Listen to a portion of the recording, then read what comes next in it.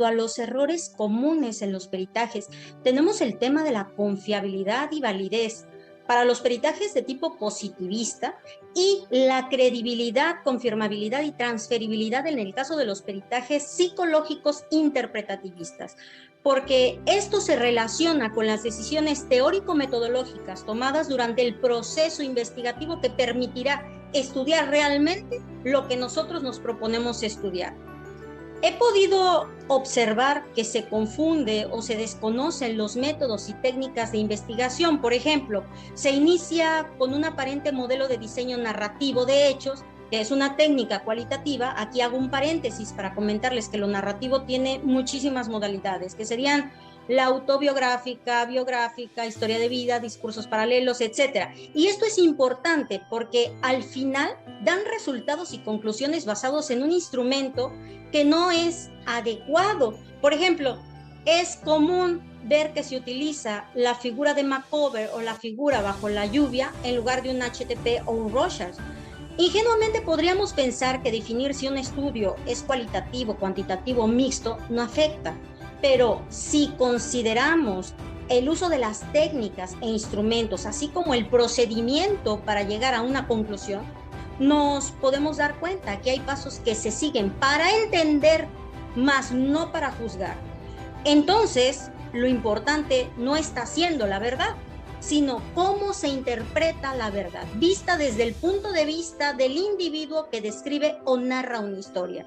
Recordemos a Ludwig Binswanger, que decía que desde el punto de vista de cada uno de nosotros, pues todos tenemos la razón. Es decir, si alguien dice que tú le pegaste y yo utilizo una técnica cualitativa, voy a centrarme en cómo sentiste ese golpe y cuál fue tu experiencia al ser golpeado.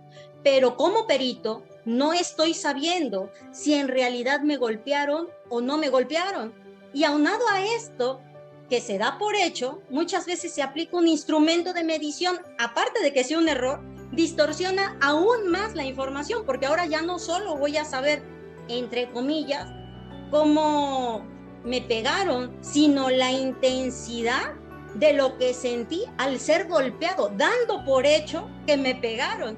Y esto no quiere decir que el enfoque cualitativo sea malo, sino que se desconoce de investigación, porque en realidad el enfoque cualitativo es muy útil y también se puede llegar a la verdad histórica y también se puede ser tangible y objetivo, pero yo solo podría como perito dar por hecho algo que oigo o que veo directamente e interpretarlo, pero solo si hay una grabación o un video que reproduzca exactamente los hechos. De otra manera, no se puede.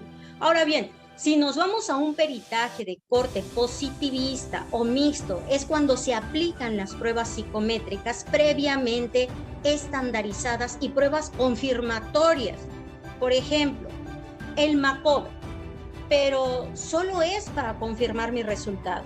Así se llega a la verdad. Pero aquí lo que me interesa como perito es predecir y explicar. Predecir y explicar. Lo que regularmente se predice es la verdad de lo que el sujeto narra y se explica el motivo de la historia que narra. Por ejemplo, si yo digo que mi papá me pegó y yo aplico un MMPI 2RF, puedo evaluar en primer lugar, mediante la escala LFK, si mi discurso es confiable y válido o si tengo rasgos antisociales, problemas con la figura masculina, etc. Y con esto explicar por qué está el sujeto diciendo que su papá le pegó. Yo me he dado cuenta que muchos psicólogos que quieren hacer peritajes utilizan una estructura ya preestablecida.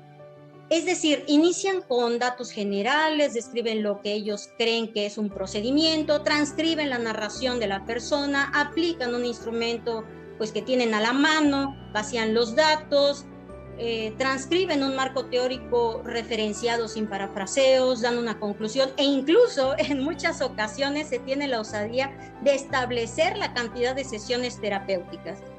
Pero bueno, como decía Mario Bunge, el mundo del hombre contemporáneo se funda sobre los resultados de la ciencia. El dato reemplaza al mito, la teoría a la fantasía y la predicción a la profecía. Gracias.